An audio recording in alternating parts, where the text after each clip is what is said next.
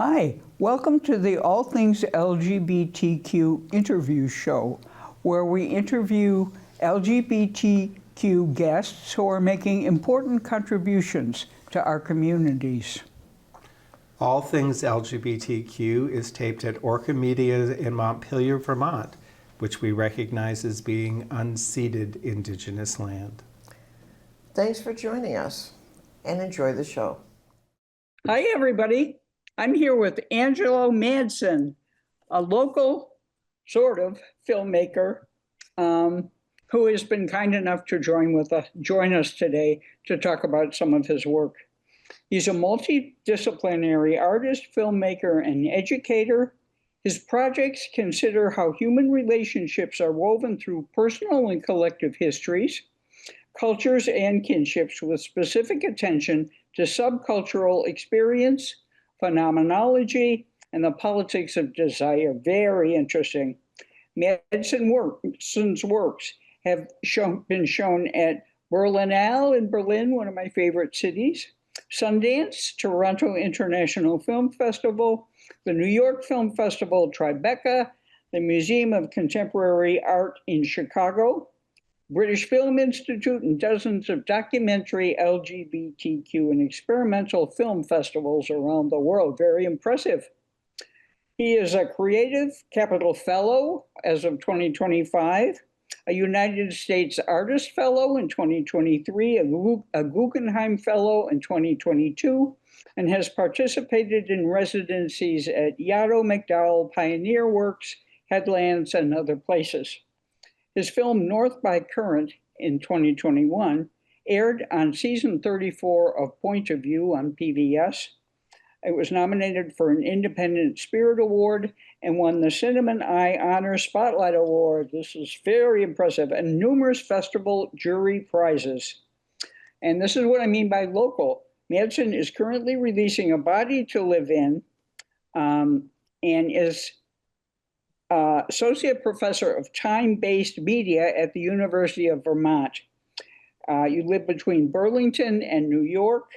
Your friends call you Madsen, and A Body to Live In is 2025 production about the world of body modification as documented through the lens of photographer and performance artist Fakir Mushafar. So welcome, Madsen. Thanks, Anne. Thanks for having me. Thanks for putting up with that very long bio. Well, it was very informative. Thanks for putting up with my scheduling problems. Let me continue. Single film and video works are available from Video Databank, Outcast Films, which has Riot X, and Grasshopper Film, which houses North by Current, and Movie has One Night at Babes, and the New York Times has Stay With Me, The World is a Devastating Place. Let's start. Would you mind telling me a little about Video Databank and the other places that have your work where we can get them? Yeah. My work sometimes falls within a weird pocket of filmmaking because I come from a kind of visual art and video art lineage.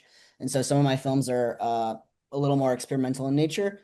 Yes. And most of those are housed by the Video Databank, which is a really amazing institution in Chicago. It's under the umbrella of the School of the Art Institute of Chicago, actually. So it's housed physically on their campus. Let's show their logo. Yeah, throw it up, VDB. But no, they're amazing. The Video Databank is actually where I first encountered some of my earliest experiences with video art. It's a facility where it's not only a distributor, but it's also an archive, and it's a place where you can go in and check out any videos you want from them at the counter, and they give them to you, and you take them into a little room and you watch everything you want. That's wonderful. It's a great place, great people. I'm really proud to be part of that lineage of artists using film and video as a medium. Yeah, they've been just doing it since the beginning, so I'm really proud to be part of their collection. Some of the other works are distributed by other sources, and I think, sometimes that's just that's who reaches out to me and is interested in the work, and so that's what I go with. I try to make sure VDB has all my more experimental work, because that's my relationship with them. And And then also, isn't it before, you said on your website, you can get works from them before 2013?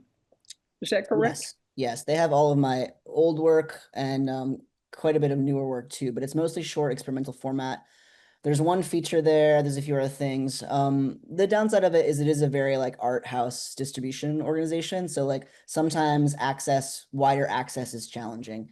I know they're experimenting with some new streaming platforms to see how that goes for them. But by and large, they've been a distributor and an archivist of video art and experimental film. Some of my films that are intended for wider audiences, I shouldn't say intended, but that tend to reach wider audiences and be more accessible, um, are paired with distributors that better suit those needs. So like a movie that's on PBS is gonna work great with a company like Grasshopper, who's used to like doing educational and programmatic things with places like PBS. So yeah, I don't know. I mean, I like having multiple distributors. It makes multiple access points for work, and I make a lot of different kind of work. I make more conventional documentaries, which have more conventional distribution strategies, and I make more experimental works that are better positioned in like galleries or museums or some experimental film festivals and stuff like that. So working with each distributor just depends on what you want for the film. Well, I had a chance to talk to the video data bank people, and they were lovely, very cooperative, and it seems like a terrific resource. Yeah, it's amazing. You say that you came to filmmaking through activism. Tell us a little about that, if you would. Sure. I like to think that I came to filmmaking through activism, but also through music. Um, I fresh out of undergrad in Chicago started working for a media arts organization called Beyond Media Education, um, Hmm. which was helping youth to essentially tell their own stories and put cameras in their hands. And a lot of the people that worked there were also youth, including me. Yeah, it's What? a place where I just learned. A lot Um, of people there were what? were youth. A Hmm. lot of people that worked there were youth. So it was Hmm. a very much like youth working with youth. Oh, youth, yes. Yeah, and I met my first mentors there. Um, and I really learned what I think I learned what my politics were during that time period and how I understood the world around me in a more nuanced way. And so it's hard for me to separate that time period of my life from my filmmaking practice because that's when I started really using the camera in a different way than I was before. I think filmmaking is one of the most promising art forms that one can engage in. So I really applaud you for participating in such a wide range, too. Um, Besides being, let's talk about your many talents. Besides being a filmmaker, you're also a visual and musical artist. You were in bands too, you mentioned. Possibly in Chicago, you were in several bands Mhm. that was also, they were sort of activist as well as musical, would you say? Um, I don't know. At this point in my life, I have a hard relationship with the identity of an activist. I wouldn't say I'm an activist. Um, I think that regardless of what projects I'm working on, have a tendency to, um, you know, I don't know how to say it, like just the things I'm interested in, Hmm. I'm not particularly interested in things because of the relationship to oppression that they have, you know what I mean? Um, Yes. and so, which I think is activism sort of hinges on that ideology that there's like a resistance to an oppression. Hmm. Um, and I don't understand my work as being like in resistance to a pre-existing concept. Um, Hmm. so so yeah, it's hard for me to understand my work through the lens of activism at this point in time, at this moment in my career, at this phase of my interests in the world. Um, but many people think it overlaps. Hmm. So let me ask you about the three talents, though: musical, musical artist, and visual art and filmmaking. Um, they overlap. You do the music for your films and so forth, but is filmmaking your primary focus, or does it all just come together? Um, I think I go through phases of production where I'm like really interested in one specific form. I try to let the form or the output output of the work, the product, if you will, make the most sense for the idea or the concept or whatever I'm interested in engaging. And so if something is inherently kind of shaped around a linearity, I'm more interested to realize that in filmic form. If something is less influenced by time, and maybe more influenced by spatial circumstances or conditions, I might feel more motivated to realize that in a spatial form, Mhm.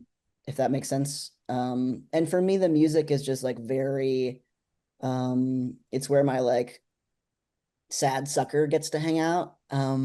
So the music is a little bit more of an emotional process than some of the other modes of production are a little bit more intellectualized.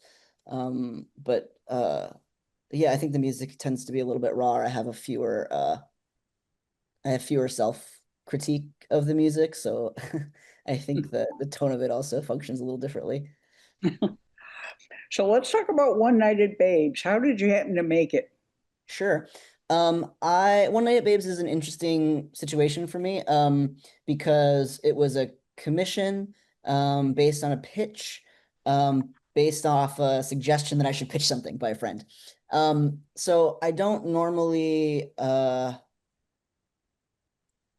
like not respond to calls, but generally if there's a call for something, that's not usually the way I work. Usually the way I work is to work internally on whatever I'm drawn to and compelled by, and then just work that way.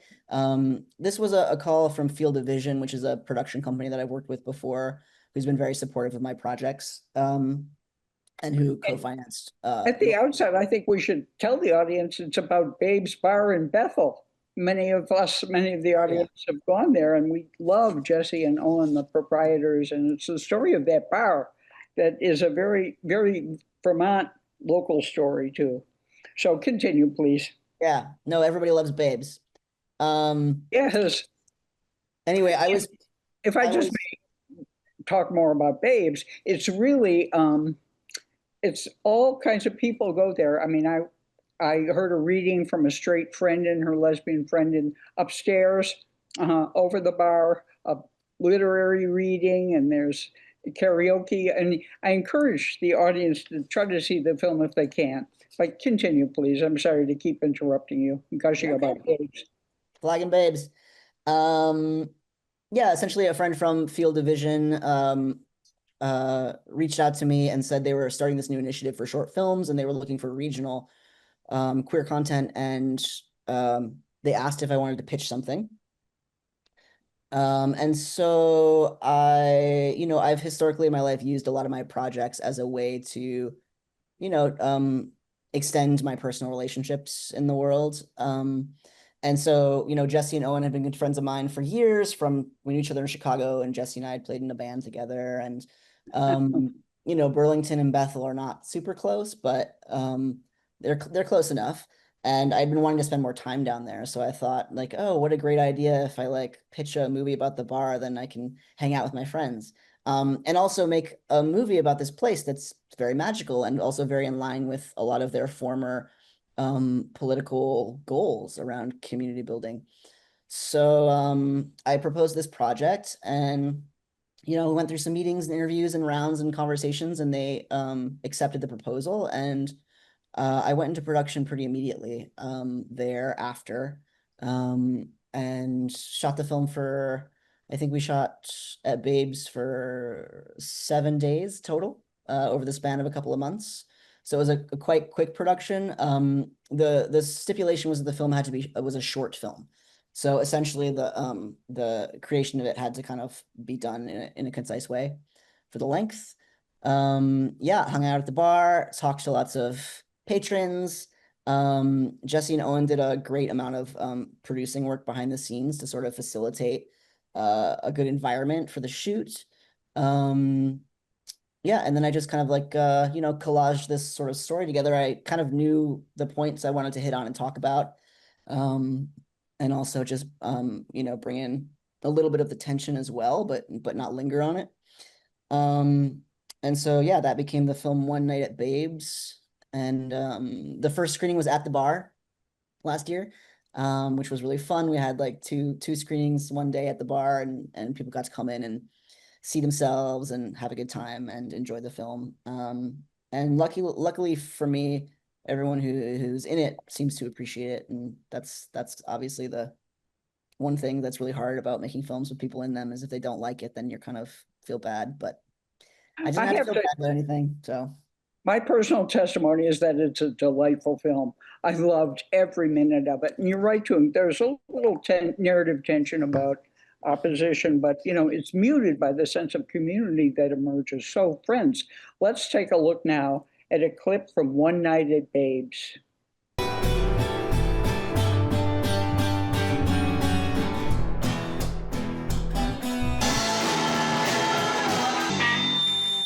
I know for myself, I was just in a place where it almost felt like I needed to force quit. A total 180.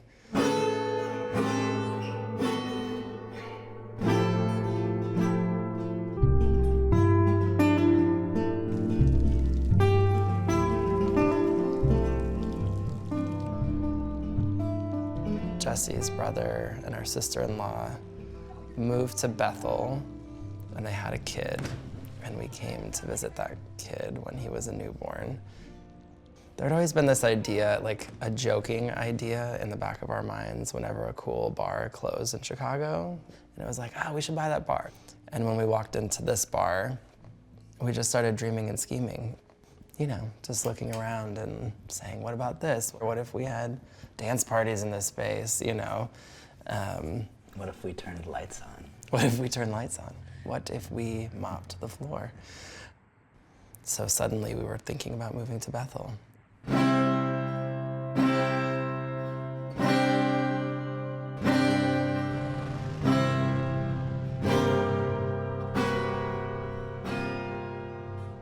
It was a factory town. People were not making large incomes.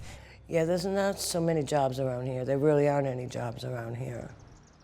Bethel was part of New Hampshire and New York because both states wanted Vermont. Oh, God. When I heard that two gay guys were going to open a bar here, I thought, oh, God, please. There were some articles in the newspapers, and it said it wouldn't be a gay bar, it would be a bar for everybody. If you walk in here smelling like cow shit because you just came from milking all day, that's okay. You are welcome here.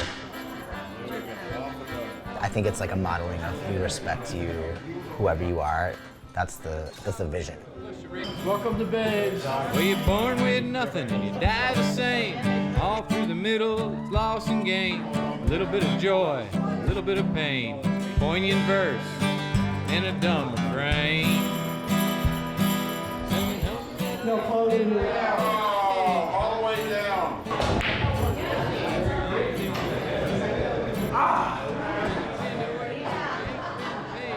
They thought they had a problem with queer until they started mingling out of necessity, because this is where you come to share your being with the other people in the town.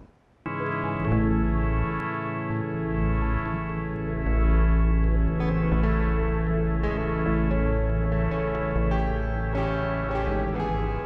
don't have a mask drop. Kind of light. Oh, right here. Yeah. Literally, like, you spin the dime and you flatten it out on the other side, and everything changed. And people started being aware that others exist and can exist together. Walk by the window, I'm like, son of a bitch, what the fuck is that? And he goes, you see him every day, almost. He got me, big time. No, you had a rip cracker going on when you said, holy shit, Dink, look at this one we got coming in here. Yeah, that sounds more like. That could be. That could Exactly be. what he saw from the pool table. Got gold hair and everything. Sounds like you, bro. Catch you later, Al. All right, thank you very much. Thank you, buddy. Did Ellen go? I wouldn't have had a clue. I could never look that good as a woman. You know, some people do things and they just don't know, just ignorant. Other people do things because they want to be ignorant. This guy, I didn't serve him another drink. He very quickly was like, you should be lucky that I come to your faggot bar. And then he wouldn't leave. And he just kept saying that, oh, like, you're faggot, da da da, but you probably want to suck my dick, you know? And I was just like, really not, like, actually really not. Time to go, time to go. Yeah, then he wasn't welcome back for, well, he didn't come back, actually. We didn't have to have that transformative conversation with him about how that made us feel, because he just never came back, and then he died. I think that was the first time I remember somebody overtly to my face. Yeah.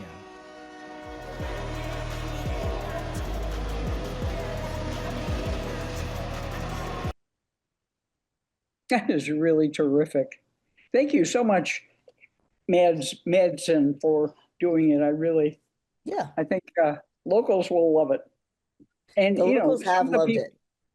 pardon me? The locals have loved it. It's screened in Montpelier a bunch of times. Yes. White River We announce Junction. it on the show every time, but go ahead. Oh yeah, never mind then. It's fine. And one of our long interviews was with Leonard Meeks, one of the participants in the film. Okay. A talented, articulate, fun person. Yeah. So let's go on to, I have a comment from you about it, but let's skip that and move on to is this your most recent film, A Body to Live In? Yeah. Okay, let's talk about that if we could. And would you mind telling me when? It's going to be at the Burlington Film Festival. Tell us when and where. Yes, it will be. A Body to Live In screens on October 18th, on Saturday, October 18th at the Vermont International Film Festival. And I will be there. And I'm really excited to share it with my Vermont community after it's been screening all over the world for the past 4 months.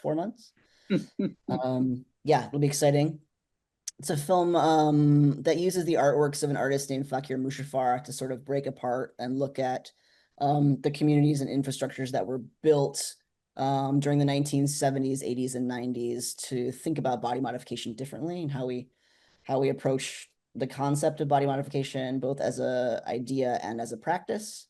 The film integrates his biography into a larger picture of a community and a culture as it spanned over multiple decades. And what drew you to him? And he founded the modern primitives movement. Can you tell us a little about that and what drew you to that? Sure. The modern primitives movement is not a title that has aged well. We are well aware of this. No. And it's not exactly it's not an active contemporary movement. It's a historical period in time from about mid-1980s. I mean, the first time he ever used the phrase was 81, I believe, but it didn't really come into cultural consciousness until 89 when it was released in a publication called Research, which was an alternative underground magazine out of San Francisco. Yeah, and that span kind of like petered out in the early, that phase of cultural consciousness kind of petered out in the early 2000s, late 90s. But essentially, according to Fakir, the notion of the modern primitive was that was like modern people or contemporary humans who were engaging in primitive rituals. So he was thinking about the idea of body modification as it stems from tribal practices around the world. He was also kind of thinking about it through the lens of Eastern mysticism, where philosophy, Western and Eastern philosophy kind of come together with lots of different spiritual practices. I mean, this is a lot of his ideology is coming from the height of the 1970s when there's like a huge kind of like cultural revolution moment happening and we're becoming global for the first time, so like there's a lot of these ideologies and philosophies that are very aligned with this moment in imperial globalization around the world. So it's very, these notions are very much a product of their time period. And how can we look at the communities that emerged from those practices, which were highly unconventional? We're talking about doing like hook suspension, extreme corsetry, body piercing, body modification, and as ritual practices, as ways to connect with higher self, higher meaning, perhaps encounter like a different type of embodied space, the space of ecstasy. as you would in any kind of like spiritual encounter. And so the film really kind of dives into a lot of the different sort of communities that arose and overlapped within the queer world, the art world, and this kind of countercultural movement of the time. Yeah, that's kind of the film in a nutshell. And what drew you to it, to the hymn? Again, I tend to work with like people I know or people I've worked with before, and that's just part of what I'm interested in my life. And so I actually met Fakir in 2003 through his partner, who is a main figure in the film, Cleo Dubois. And we met through a very close mutual friend who I was working with. And I met Fakir that way. And so I had had some plenty of like individual experiences with him as a human before I kind of encountered the public persona of his like grandiosity in the world. And so, I mean, essentially he was a friend, you know, and I love making work within, about, and around people I'm in dialogue and community and friendship with. And let me quote you to yourself. I knew Fakir for the last 12 years of his life as a sweet, older, queer person. He created an entire philosophy around the integration between body and spirit and how that can be realized through intentional body modification. That's what you just said, really, and that it became interesting to you. In addition to film, I'm thinking through exhibition opportunities. Because you were granted access to the archives, there are so many artifacts. Have you explored those exhibition opportunities, or are you just doing the film right now? We're in the process of several conversations. I can't really speak publicly about them. There are some exhibitions in the works, and his work and the way it kind of cross-pollinates with some of my own visual work is going to be a subject of some collaborative exhibitions coming up next year. Well, without further ado, let's look at a clip from the film.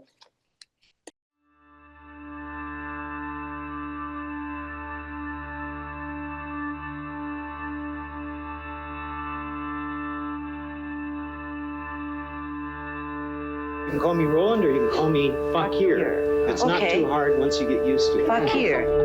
He was a Sufi mystic that was misunderstood about using piercing as a way of opening your consciousness. His name was Fakir Muzaffar. And I never intended to use that other than in this tattoo convention. And somehow it stuck. He had a tendency between visual art, spirit, body, and sexuality, that everything flowed or could flow from one to the other, that there was no real separation. He really started owning that title, performance artist. We were making art through our bodies.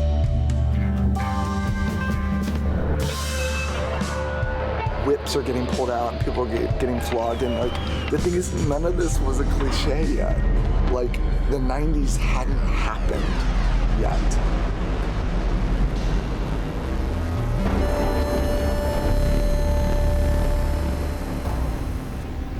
And then AIDS took so many of our people away.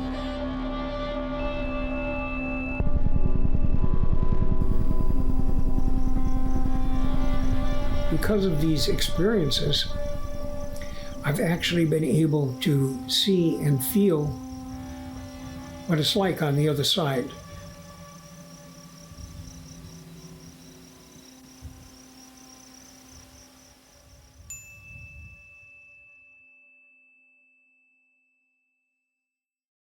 That is so interesting. What has the audience, have you been showing it? You've been showing it around, you suggested. What's been the audience response so far?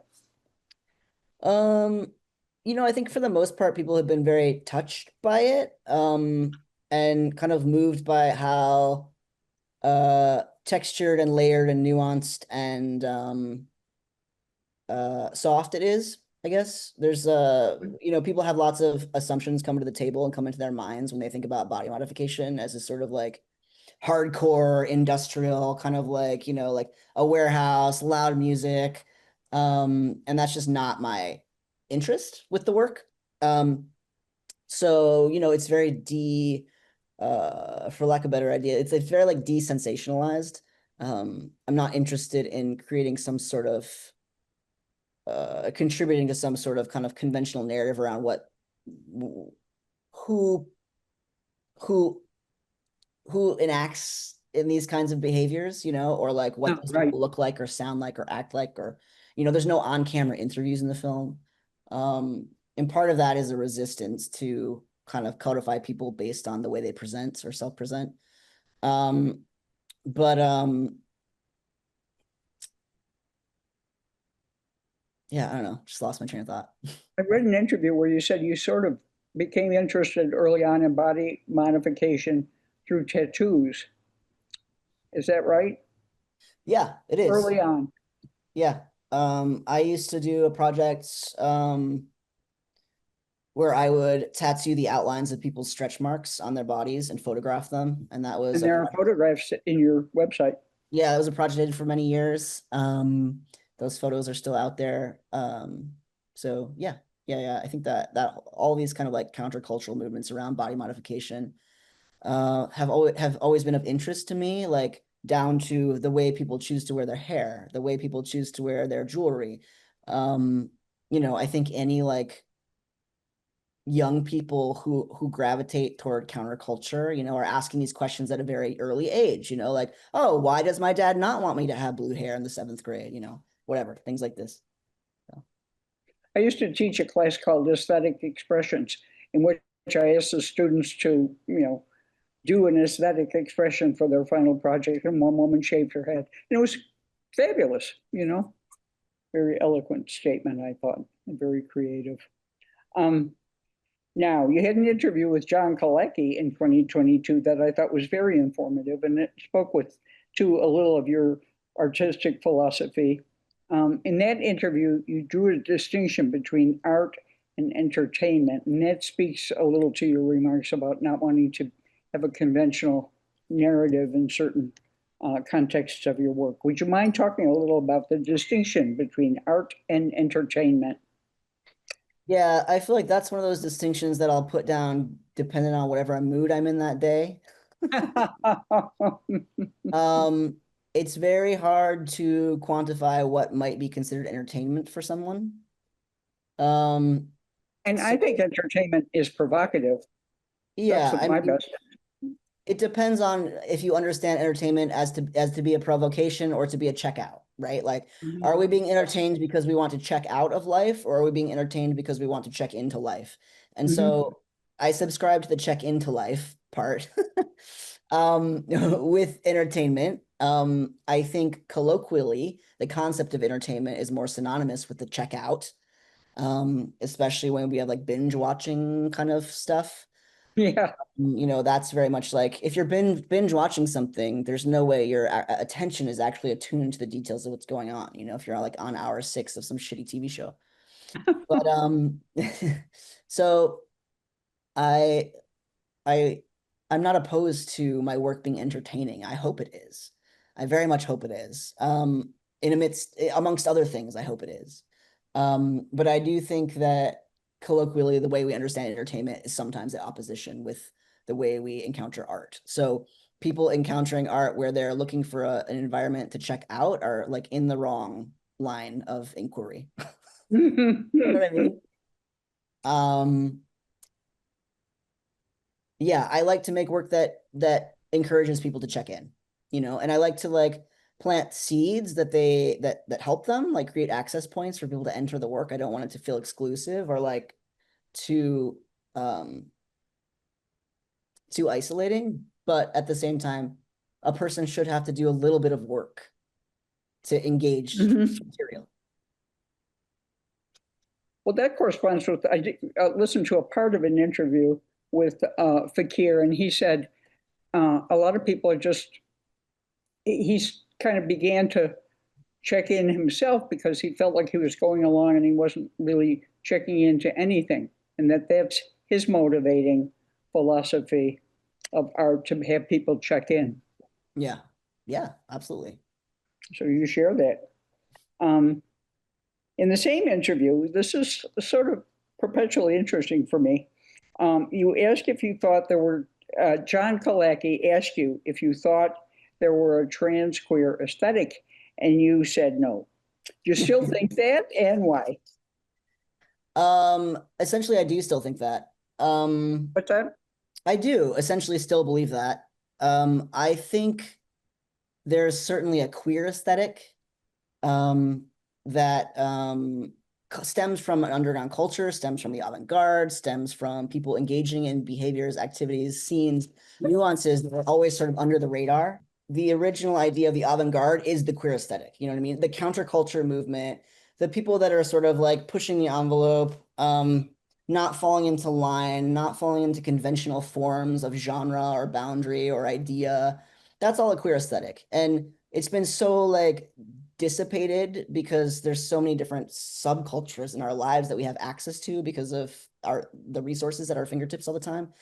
That I don't think a queer aesthetic carries the same weight that it once did because it's been so homogenized and appropriated, you know, by mass culture, which has always been the case, right? Like freaking Supreme like brand taking up Barbara Kruger's logo, you know, her font, like that's like Barbara Kruger's jam, and you're like, you just so whatever. We know that consumer culture consistently throughout time has appropriated queer culture, and a lot of queer culture has appropriated Black culture, you know, and a lot of like there's just like a lot of hodgepodge stuff going on here. So I think like, yeah, there's a queer aesthetic. Do I want to put any of my money on it? No. I know. And in terms of there being a trans aesthetic, I just don't like, I think we're at this like period in late capitalism where like that can't be carved out in any which way because there's so many like trans people that are not politically aligned or are not philosophically, you know what I mean? There's just like a lot of variance within any identity in such a way at this point in time that like it's impossible to quantify by group. And I sort of have a hard time with the way that so many streaming services are like, here's some action movies, here's some comedy movies, here's some Black movies, here's some gay movies. And it's like, what are you doing? Like, like I understand bringing this out to the surface so that people can find them more easily, but it's also a siloing that is like actually not helpful to understanding like integration in a more meaningful way. I know. And as you may surmise, I'm a former academic, and there was an impulse there to, you know, formulate various movements and so forth. And that goes, you know, that counters everything that is spontaneous and creative, in my view. It's like, you know, check off It's the so interesting boxes. to think about.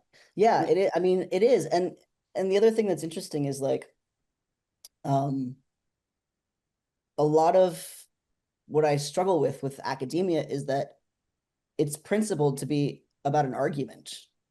You know what I mean? Yes, like, yes. That feels like antithetical. That feels like I'm allergic to the idea. Like I'm not interested in certain artworks or ideas being leveraged to prove someone's point. Right. I'm more interested in like how they fit in the world in a bigger formula. And as soon as I feel like someone's trying to prove a point to me, I'm less interested. Right. Remember Susan Sontag's notes on camp? I mean, that was sort of the inauguration of some kind of queerness that's been appropriated, as you say. Totally. But you know what's hilarious about that is her main point of visual reference is the Scopitone film. And Scopitone films are campy, sure, but like she's essentially using Scopitones to bolster her argument because that's what she's interested in. You know what I mean? She's not using the whole lineage of like queer filmmaking of that era to bolster her argument, you know, which might actually be more fitting for her to talk about someone like, you know, John Waters than Scopitone. But you know, she's also kind of a historian, you know what I mean? So she, a visual historian. So she's adapting the ideas she wants to the point she wants to make. I don't know. Speaking of formulas, you do make an interesting comment that I have been thinking about in one of your interviews. You said often, apropos of this subject, often LGBTQ film festivals focus on conventional films where there's self-fulfillment, I think you said. Is that, you still find that to be true? This was with John Kalecki, I think, in 2022. I think there's a lot of queer and LGBT film festivals that do really amazing programming work. I know plenty of them. I also do still think there's a push towards just sort of like telling gay stories for gay audiences, which like I don't find very interesting personally. Mostly because I don't like fixate my life around my gayness, I guess. So, but I'm also in a very privileged position where I get to have I have many meaningful relationships with queer people and young people and elders, and have had those relationships for a long time at this point. So, you know, I'm maybe looking for something different from a queer film festival experience than someone in, you know, a small town in Arizona that's like driving into Tucson for the weekend. You know what I mean? Sure. So sometimes I do feel a little harder on queer film festivals, but I also I'm trying to be less hard on everyone. Good. That's a worthy goal. In the screening room, I happened to attend a screening room conversation that you had recently with John Kalecki. And one of the audience members asked you who your influences were, and you replied that your major influences you thought were literary. You mentioned Maggie Nelson. Are there any others? Yeah, I mean, Anne Carson is a huge one for me too. It's just such a such a brilliant thinker. And Hélène Sissois and Monique Wittig, who are both that's sure French, you know, I maybe separatists. And those two writers have been very meaningful for me, especially in the way they sort of, not to be too French, but derive from everything. You know what I mean? They just like, when you read Hélène Sissois, you are in a drift of overlapping ideas, and but you know, also like the abject and the grotesque of like, you know, Monique Wittig or Kathy Acker or something like that.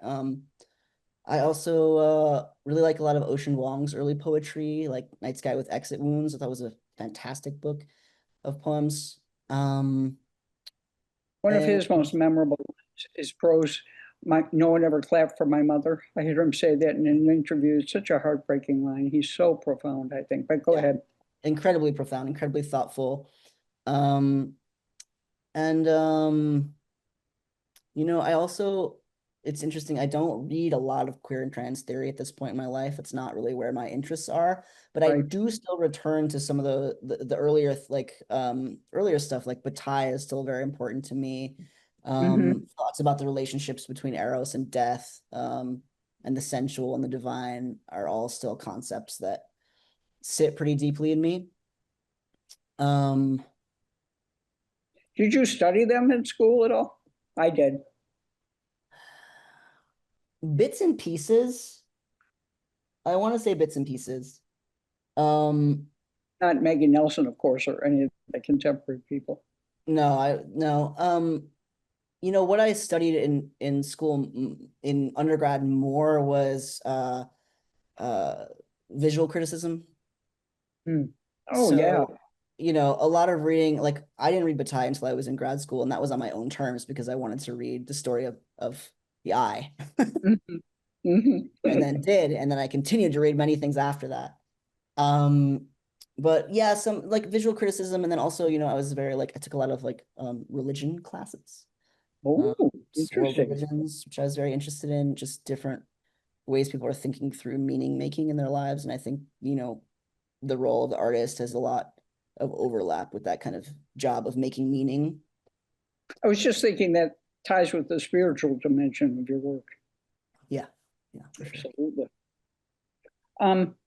So tell us, you're going around with the film launches, correct, of A Body to Live In, what are your current, do you have other current projects? I got a few things in the pressure cooker. I'm working on a couple of short projects that are more experimental, that I've been kind of mulling around in my head for the last couple of years that are starting to take some new turns. So that's interesting. I do like to sit on work for quite a while, and just let it percolate and figure out what it wants to be. And in the interview with John Kalecki about your process, you said once you start editing right away, and the work takes shape as This you is go. true. Yeah. I often do prefer to start from images as opposed to writing, which is interesting given so many of my influences are in writing. But I do prefer to start with the images and work backwards a little bit. Sometimes I'll start with images and start a writing process after I've already assembled some images. Yeah, I'm working on a few kind of like 2D assemblage projects, a couple of sculptural things. What else? Yeah, I'm like just lots of like creative seeds right now that are sort of like molding and growing and spawning. Yeah, nothing that I would feel completely ready to like pitch to anyone. Okay, that's fair enough. This has been delightful. We're getting to the close. So I'd like to ask you if you wouldn't mind to give us some final words, some valedictory remarks that you'd like to leave the audience with. Oh man.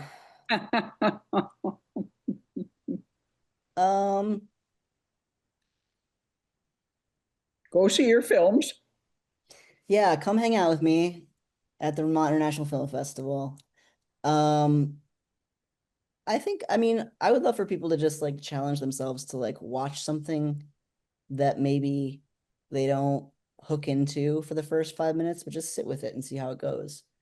They're really, in some ways, there's no time, in other ways, there's all the time in the world. And I think operating from the perspective that there's all the time in the world is slightly more gratifying. Oh, absolutely. So yeah, just in terms of like watching and sitting with material, like, if you've like only been watching shows for the past 3 months, maybe, pick a film, maybe even something old. An idea, lots of ideas for the future. Yeah. Angela Madsen, you are a force to be dealt with and a gift to the art world. So congratulations on your past work, and we look forward to seeing what you're going to do in the future. Thank you, Anne. I really appreciate the chance to talk to you.